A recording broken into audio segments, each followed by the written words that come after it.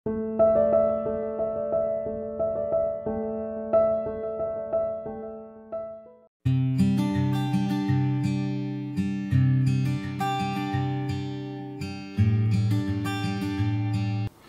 friends, welcome to Gomathi's kitchen. நம்ம இன்னைக்கு பார்க்க போற ரெசிபி பாத்தீங்க அப்படினா ரொம்ப ஒரு ஆரோக்கியமான பூண்டு சீரக குழம்பு எப்படி செய்யலாம்ங்கறத தான் பார்க்க போறோம்.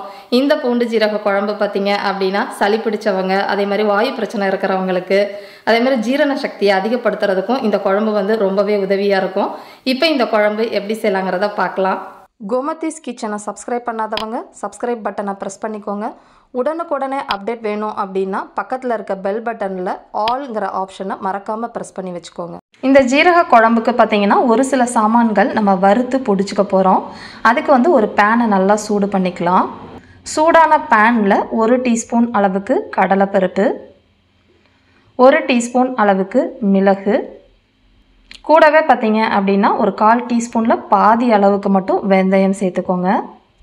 இப்போ இதில் வந்து ஒரு 1/4 டீஸ்பூன் போல் எண்ணெயை சேர்த்துட்டு தீயை வந்து குறைச்சி வச்சுக்கோங்க. அதாவது மிதமான தீயில் கடலைப்பருப்பும் அதேமாதிரி போட்டிருக்கிற வெந்தயமும் நல்லா செவக்கணும். இப்போ பார்த்திங்கன்னா எல்லாமே ஓரளவு நல்லா செவந்து வந்துருச்சு. இதுக்கப்புறமா தான் நம்ம சீரகம் சேர்க்க போகிறோம்.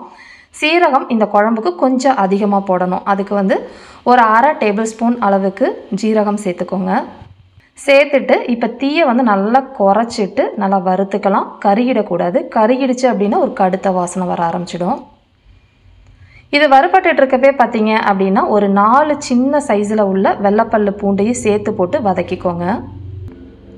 இப்போ பார்த்தீங்கன்னா போட்டிருக்கிற வெந்தயமும் சீரகமும் கருகலை, பட் நல்லா இந்த அளவுக்கு செவந்து வறுபட்டுருக்குது. இப்போ இந்த சமயத்தில் கொஞ்சமாக கருவேப்பிலை இலைகள், அதாவது ஒரு கொத்து கருவேப்பிலை இலைகளை போட்டுட்டு அந்த பேனில் இருக்கிற சூட்டுக்கே கொஞ்ச நேரம் அந்த ஈரப்பதம் போகிற அளவுக்கு வதக்கிக்கலாம். இப்போ இந்த அளவுக்கு நல்லா வறுபட்டதுக்கு அப்புறமா அடுப்பை ஆஃப் பண்ணி இதை வந்து ஒரு தட்டில் மாற்றி ஆற வச்சுட்டு நல்லா நைஸாக பொடிச்சு வச்சுக்கோங்க. தண்ணி ஊற்றி அரைக்க வேண்டாம். இப்போ குழம்பு செய்கிறதுக்குன்னு பார்த்தீங்கன்னா ஒரு பாத்திரத்தில் நல்லெண்ணெய் சேர்த்துக்க போகிறேன். ஒரு 2 டேபிள் ஸ்பூன் அளவுக்கு. இந்த குழம்புக்கு நல்லெண்ணெயோட டேஸ்ட்டு ரொம்ப நல்லாயிருக்கும். அப்படி பிடிக்கலன்னா நீங்கள் என்ன சமைப்பீங்களோ அந்த எண்ணெய் சேர்த்துக்கோங்க. இதில் தாளிக்கிறதுக்குன்னு பார்த்தீங்க அப்படின்னா ஒரு 1/4 டீஸ்பூன் அளவுக்கு மட்டும் கடுகு சேர்த்துக்கிறேன். கடுகு நல்லா பொரிஞ்சதுக்கு அப்புறமா இதில் வந்து நான் கட்டி பெருங்காயம் சேர்க்க போகிறேன். சின்ன பீஸ் இந்த அளவுக்கு. உங்கள்கிட்ட கட்டி பெருங்காயம் இல்லை அப்படின்னா ஒரு 1/4 டீஸ்பூன் அளவுக்கு பெருங்காய பொடி கூட சேர்த்துக்கலாம்.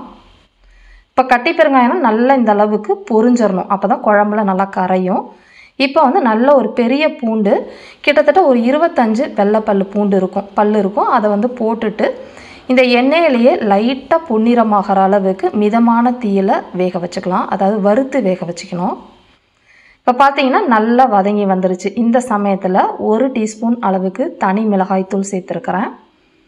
கூடவே பார்த்தீங்கன்னா நல்லா குவிச்சு அள்ளின மாதிரி ஒரு 2 டீஸ்பூன் அளவுக்கு கொத்தமல்லி தூள் சேர்த்துக்கலாம். கூடவே பார்த்தீங்கன்னா ஒரு 1/4 டீஸ்பூன் அளவுக்கு மஞ்சள் தூள். இது கூட ஒரு 1/2 டீஸ்பூன் அளவுக்கு ஜீரகப்பொடி. ஜீரகத்தை வறுக்காமல் பொடிச்சது, நல்லா இடித்து குறன்னு இடித்து வச்சுக்கோங்க. அதை இதில் சேர்த்துட்டு தீயை மிதமாக வச்சு இந்த பொடியோட பச்சை வாசனை போகணும், கருகிடக்கூடாது. இப்போ இந்த அளவுக்கு நல்லா வந்து வதங்கினதுக்கு அப்புறமா நல்லா ஒரு பெரிய எலும்புச்சம்பளம் அளவுக்கு புளியை வந்து 2 கப் அளவுக்கு தண்ணியில் கரைச்சி ஏற்கனவே எடுத்து வச்சுருக்கிறேன். 2 கப்புக்கு மேலே தண்ணி ஊற்ற வேண்டாம். இப்போ இதில் வந்து சேர்த்துக்கோங்க. இதில் எல்லாத்தையுமே சேர்த்துட்டு நல்லா கலந்து விட்டுக்கலாம். இப்போ இதில் வந்து பார்த்திங்க அப்படின்னா நம்ம வறுத்து வச்சோம் இல்லையா, அதை வந்து நம்ம பவுடர் ஆக்குனது இது எல்லாத்தையுமே இதில் சேர்த்துக்கோங்க.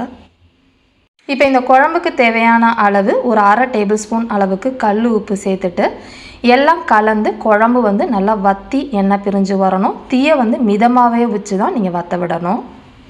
இப்போ பார்த்தீங்கன்னா ஒரு 7 நிமிஷத்தில் நல்லா குழம்பு வற்றி வந்திருக்கு. இந்த சமயத்தில் கொஞ்சமாக வெல்லத்தை பொடிச்சு சேர்த்துக்கோங்க.